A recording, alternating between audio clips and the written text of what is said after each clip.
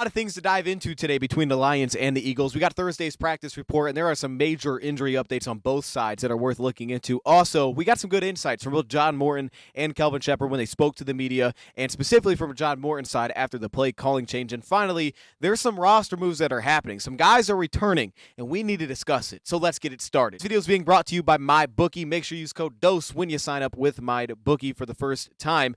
There's a lot of things to discuss, and I want to jump right into the roster moves. We'll start here. Ahmed Hassanin is officially back on the Lions practice squad. A couple of days ago, he re-signed to the Lions practice squad on Monday, on November 10th.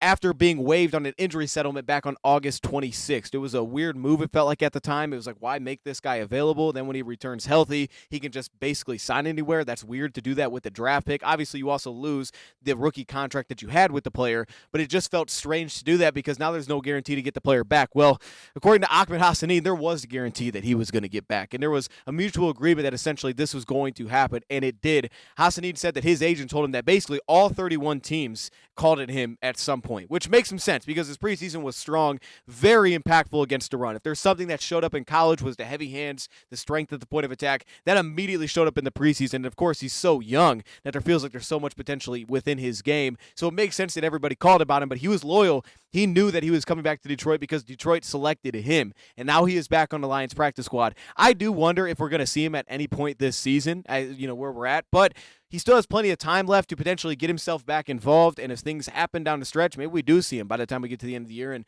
some sort of snaps. At very worst, maybe he can open up some sort of role in special teams. That feels like the best spot that he could potentially play. Think of a guy like Pat O'Connor, who's added value there. You think about a guy like this week. Pat O'Connor's banged up. Now, he won't play this week, I wouldn't assume, but the point is maybe that's the area where he can actually start to get himself some looks versus actually playing defensively for the Lions. I think he didn't show a ton in terms of true pass rush juice within the preseason. It felt like there was a lot of development that was going to have to take place there, which was understandable. That's what he was at Boise State, but he was a very physical edge setter at Boise State, and that showed up too. We saw the energy, the effort, flashes of discipline as well on the edge. So having Ahmed Hassanin back just feels right. He's kind of that player that you forgot a little bit about, that we drafted him, but we shouldn't. He's back, and it feels great that we have him back. And I think based on what we've heard from Kelvin Shepard and heard from him directly, this guy's going nowhere. He's going to be in Detroit. Forget the contract. He's going to be in Detroit. So I'd love to hear that. Also, big roster moves. First off, DJ Reed and Marcus Davenport have opened their 21-day window to return for the Detroit Lions. Now, Dan Campbell reportedly said thinking early December for him, which would be about that 3-week mark of practice. But over the last 2 days, he's had limited participation, as has Marcus Davenport. But the difference is with Davenport, there's seemingly a lot more optimism there. They spoke to Marcus Davenport directly, and when asked what was a realistic timeline of him getting back, he said today. And he was speaking on Wednesday about essentially just getting back to practice. But when they asked him, they were looking for an answer for game day. Like, okay, but what week could you actually play? He didn't go into any of that. I doubt that he plays this weekend. But he just said today. And you could tell by listening to him how eager he was just to get back out there, how difficult it was for him to just stand on the sidelines and watch. This guy has not played since week 2. And I love it because he was clearly dedicated to getting himself back on the field after another significant chest injury that he was dealing with since week 2. It could have been easy to not hear from Marcus Davenport again as a Lion if they're signing another 1-year deal. But again, we have the right character. We definitely invest in the right character players that want to get themselves back. And he has battled himself back to give himself an opportunity to help at the perfect time for the Lions. We've obviously figured it out in the meantime. Tyler Lacey, Alquani Muhammad have basically held that down on their own. We've had Kai Wingo be a healthy scratch. Haven't really seen much Pat O'Connor defensively. Those two guys have kind of handle that, specifically Tyler Lacey. But now you might get Davenport back into that mix, which would be fantastic because I think he'd actually play pretty well in that role. Physicality against the run. He was pretty good against the run through the first 2 games. Had a couple of pressures in those 2 games as well. And the scheme versatility that he also brings, which makes me think about a guy like Alquani Muhammad because we've done this on, say, second down and long, where we've put Alquani Muhammad over a guard, and we've allowed him play in the interior in a kind of a sub-package look. The danger of that is, of course, they can run directly at him, and we've seen teams do that occasionally. Well, I think when you have a guy like Davenport healthy, you could do that with Davenport, maybe feel even better than you would with a guy like Muhammad there. That could also lean you to leaving a guy like Muhammad on the outside, give you a little bit more flexibility to deal with. Speaking of that flexibility, Josh Paschal continues to practice as well, so he's another guy that brings that, specifically on obvious passing downs where Josh Paschal can work in the interior. I think that's what's been missing from his game. The unfortunate part is we haven't seen much of him, but the last that we've seen, and essentially we did this during the offseason, almost every pressure that Josh Paschal was able to create was from an interior alignment. That's where he gets pressure. That's his role. And for the Lions, they have kind of still an opening there in sub packages, and I think Josh Paschal can settle right into that. So the Lions could very quickly be in a really good spot depth-wise, but I will tell you, going from the trade deadline where we weren't really sure when these guys were actually going to be be available. Didn't feel like we had real updates here. All of a sudden, Josh Paschal's practicing. He's had that 21-day window open. You hear Marcus Davenport speaking very optimistically that he may not be that far out. It's a great spot the Lions are in defensive end-wise, and they could have a lot of depth here very, very shortly, while still having guys like Mekhi Wingo, who's not even active for a lot of these games. I note on DJ Reed, hasn't been available since week 4. He was fantastic against the Browns. That was the game he got hurt, which is a good time to start getting him back because you have Terrion Arnold concussion protocol. The problem is, I don't think those two things are going to line up, where by the time he's out of concussion protocol, DJ Reed is available. I mean, he is practicing, but if he's saying early December, I highly doubt that he plays this weekend, and hopefully by next week, Terrion Arnold at worst, maybe he's ready to go by then. Who knows? But obviously he's been in and out all season long. It's felt like it is a good time to get DJ Reed back. But in the short term, we may be looking at the depth again, really pushing those guys to find a way to help us. Nick Whiteside, Rock Ya-Sin. It feels like we might be leading into the Avonte Maddoxes, Arthur Maulet's to help us handle business a little bit at cornerback. Because if we jump into these injury reports from today, we have literally like 50 guys on this injury report, but we'll go through the main ones here. Terrion Arnold, no participation, second straight day, still in concussion protocol. Kirby Joseph, didn't expect him to practice today, said he's getting better, but still not practicing. Sam Laporta, no participation in the last 2 days. Haven't heard any updates here, but dealing with a back injury. That is a key one to keep an eye on. He's been such a big part of our offense, and in a game like this where the defensive ends are a little bit smaller, I think about his ability as a run blocker to be very impactful for us in this game, and also really stretch the middle of the field against some of these backers that typically, they'll sit underneath a little bit and be very aggressive, that I think you can open that spot up. Jumping into some of these injury updates, I thought this would be a really good time to take a look at the regular season over-under for the Lions right now. It's currently set at 11.5 wins, sitting at 6-3, understanding that we've got a tough schedule down the stretch. These next 2 games, Philadelphia, then Green Bay, and yet they still sit us at 11.5. That definitely feels like a playoff team is where they're setting that number at. Minnesota Vikings, most likely they're saying they're going to be 4th-place team. They're a couple of games back at this point, but if you think they're going to jump the Chicago Bears, I mean, even right now, 3rd place is not a bad number. The Lions right now currently favored to be 1st place, most likely going to land in 1st place based on this. If you think they're not going to be, well, honestly, I don't know what you're doing. But this is something that you can get in on at this point. You can potentially capitalize on this. We looked at MVP odds last time. If you want to get in on the action and not miss out, make sure you use code DOSE when you sign up using MyBookie. Opt in using your bet back bonus token, and any bet up to $500 fully covered when using our code. So again, get in on the action. You see the early lines are already up there. This was 2.5. It's still sitting at 2.5 for the Lions at Philadelphia. Number hasn't moved much, but the over-under sitting at 46.5 on the road game. Is that too low? I mean, Philly just scored 10. Maybe it's too high. You let me know. Now let's get back to the video. But not having Laporta, I mean, that takes away such a massive weapon for what feels like could be the weakness of this past defense. But again, Marcus practicing limited last 2 days. Also, Taylor Decker limited last 2 days. That's positive. Miles Frazier continues to practice. We're getting to a point there where Miles Frazier, maybe we do end up seeing him soon. Who knows? I think KO did a fine job last week, and I don't think Tate's going anywhere. But to just have the option would be great because at some point, I'm sure we're going to need him. So we'll take it any way we can get him back out there. Paschal, limited participation. DJ Reed, same thing. Amik Robertson, the concern with the hamstring injury after yesterday having full participation. That's concerning. That something popped up today with Amik, not having Amik again. We might be very slim or light at cornerback heading into this game, really heavily leaning on that depth in this game. We'll see. I'm sure Philadelphia is going to attack that. I know that they haven't consistently leaned into their passing game. They're definitely a run-first team, but I would not be surprised at all if they just try to work some of those one-on-one matchups because they still got 2 great receivers out there that are both set to be available. Also, Penei Sewell, limited participation improvement from yesterday. Seems like he's on the right track. Same thing with Sione Vaki. Brock Wright, same thing, which is good as well because obviously he's out there a lot for those 12 personnel looks. We've got Ross Dwelly mixed in a bit, but he's good for those looks. Graham Glasgow, also right direction, full participation. Hutch is back in full, and Melvin Rodriguez, back-to-back days of full participation. Another one of those guys that maybe similar to a guy like Ahmed, probably gets his first time where we feel him is on special teams. I would also say it's worth noting that this may very well likely lead to a lot of 11 personnel, or at very worst, more 2-back sets for the Lions if they want to get some heavy personnel looks, maybe with Brock Wright, say if he is available. Because for the Lions in this game, if they go 11 personnel, and if they get 1 tight end on the field, or really lean into just more receivers in general, maybe they go, some 10 personnel looks, and they put 1 running back on the field and 4 receivers, that is going to force more defensive backs. So you maybe more likely are going to get a Jacorian Bennett on the field, and definitely an Adoree Jackson, and you're going to put Cooper in the slot, and you may find better matchups out wide that you like a little bit more in this game, specifically to force them to play more DBs rather than linebackers where they seem to be very strong. So this can still work out positively, especially what we heard from John Morton in terms of playing personnel based on essentially what the opponent's going to respond with. It would make some sense that the Lions could be okay here, probably a lot more Isaac Tesla and a fair amount of Khalif Raymond as well. And of course, the Lions' offensive lineman being available, it would make some sense too. The Lions could lean into what Green Bay did as well, which is a little bit more jumbo package in this game. Put Dan Skipper as your jumbo. It's another way to create a heavy look. But Malcolm's a game changer on special teams. He's an absolute game changer, and it feels like he's not that far off from getting back here. Now, on the Eagles side, you look at that, and you're going to see full participation across the board. But I think the biggest thing to note is Jacorian Bennett. Full participation the last 2 days. They have just activated Jacorian Bennett after also having Jair Alexander being put on the retired list. So they're a team that at cornerback right now, opposite of Quinyon Mitchell, has been in base packages, Cooper DeJean, and when they get sub package or they go nickel personnel defensively, all of a sudden Adoree Jackson steps out wide. I don't know that he's going to jump anybody necessarily in that group. I mean, maybe there's some flexibility they'll lean into with their safeties, having him available. Bennett played a handful of snaps each of the first 3 games this season out wide.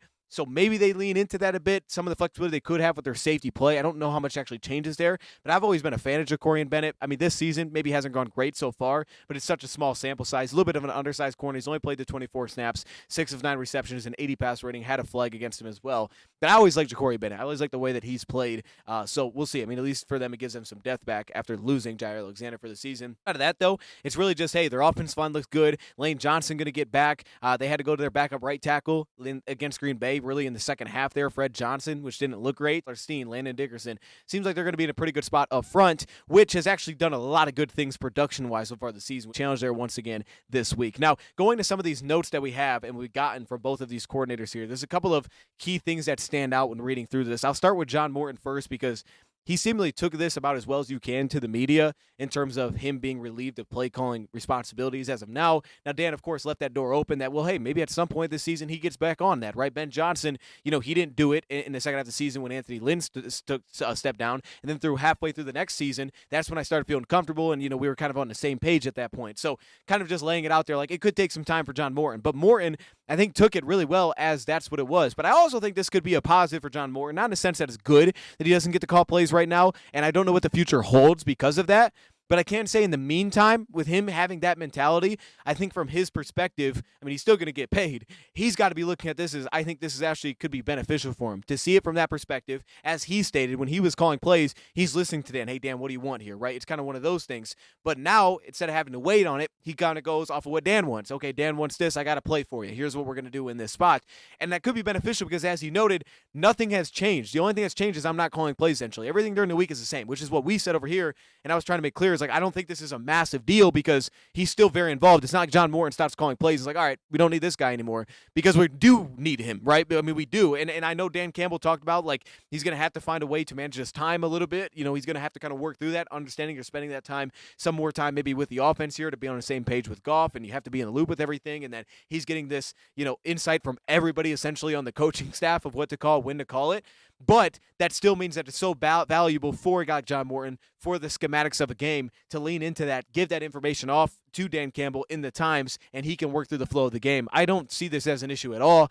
And he's, as John Morton said, I've been there before, coaches that call their plays, and I've been a part of those staffs. So he's still treating it as if he was calling plays. But he seemingly is taking this really well as just a learning opportunity. I guess that's the best that you can do in this situation. But he also laid it out there. I'm a pass game guy. That's my background. So with run game, I'm asking questions. They ask me questions about the passing attack. So I just love the way that he handled the whole situation, and I think it could be a very good thing with him having that mentality just from a team perspective that you might be able to lean into. Obviously, John Morton continuing to do what he feels he does really well.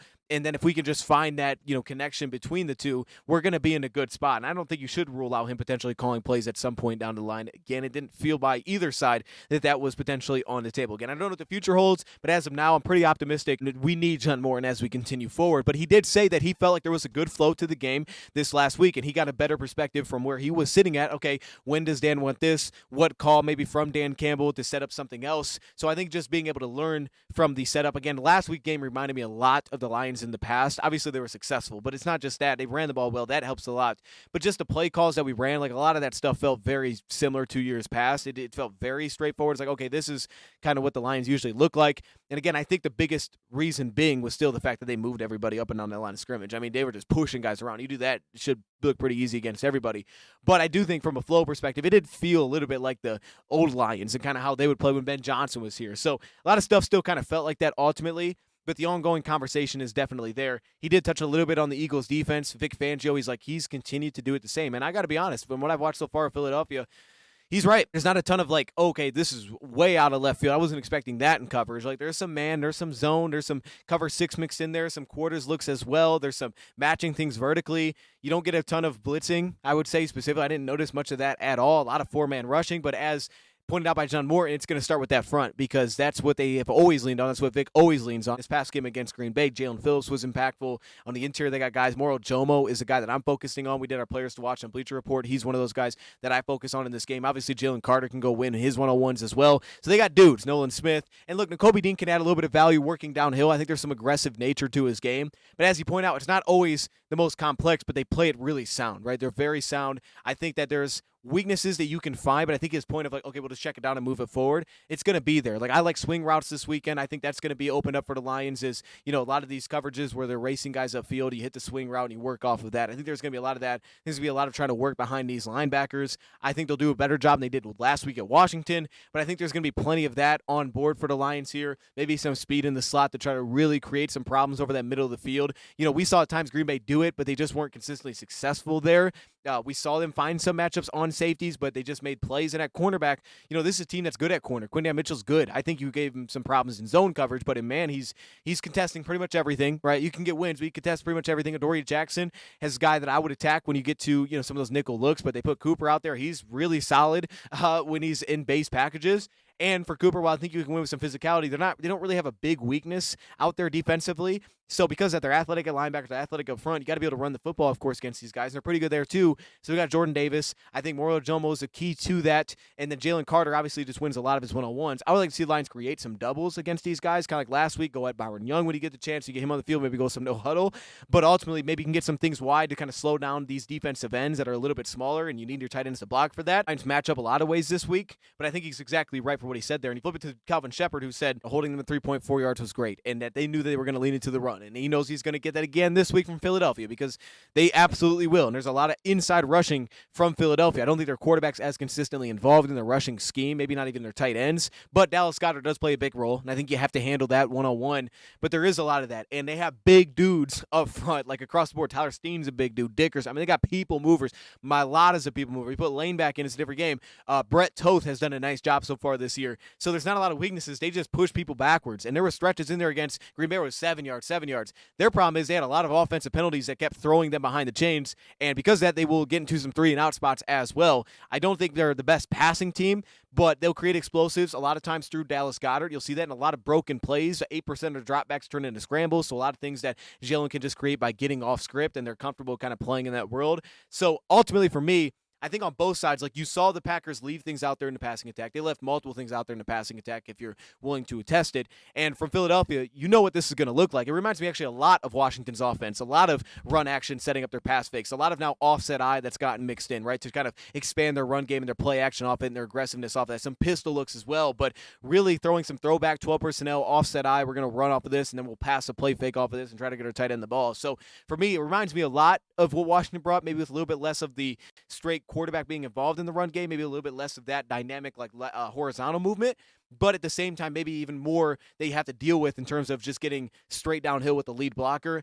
and some of the explosives that they'll try to create when they get to move the pocket out and they can push the ball down the field a little bit, maybe even some more of that just true heavy play action and the kind of problems they give you there with their straight flat routes and their tight ends just leaking out, picking up 6 yards, and being okay with living in that kind of world. Now, on top of that, Calvin Shepard also talked about how they were good on third down, 2 of 10, but they have to be better on fourth down. He did give some love to Terrion on the big stop that he had on a jet sweep or jet touch sweep that was ran into him. That Terrion did do a good job. I remember seeing that play. He kind of flew through there and just found a way to get his guy down or get the ball carrier down, which was nice. That's what they've been looking for Terrion. They've really liked him in coverage. They wanted that, and this was definitely a bounce back week. They just want to see him be available now at this point, trending in a positive direction. I also love what he said about Roy Lopez, how Roy popped in all 12 snaps, and he will get more snaps. Like, that's what he said. So we'll see if that's the case. Obviously, it depends on how many snaps there are.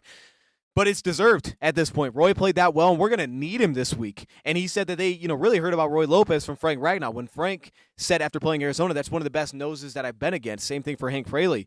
And so far this season, he's been honestly maybe our best addition. Like, I mean, in terms of how much he paid, maybe our best addition of the entire offseason has been what Roy Lopez has had value-wise. He's been incredible. And I think we're going to need a lot in this game for what we're going to be challenged with. At the very least, you're going to need a rotation because these dudes are going to get worn. So if anything, Roy Lopez needs to help us a lot this week, and I'm very optimistic there. He also pointed out DJ Reader as a guy that you can't really move at this point. He noted the Tyleek a little bit here, but specifically Roy Lopez getting more looks at this point, and that's something that I'm very fired up about. He said Ahmed Hassanid's energy is contagious and that it's all real, like him yelling at the combine. That's real. He loves these guys, man. He loves this team, and he'll do anything for this team. Like, that's just who he is. For him, is he wanted to eliminate the big explosives downfield, saying it's one thing to be in position. You think about Brian Branch was in position too deep, caught the deep post in front of him. Think about the Rocky Sin down the sideline, single high, got beat on a deep fade route. Like, things like that. He's like, it's one thing to be in position. Now we got to start making plays because that's going to be the difference between now and the end of the season. So, ultimately, man, a lot of things that I liked listening to here. We will end it here. Shout out to my bookie for sponsoring today's video. Use code DOSE when you sign up. Thank you, Pride, for watching, and I will see you guys. We're working on the preview, so we'll get there.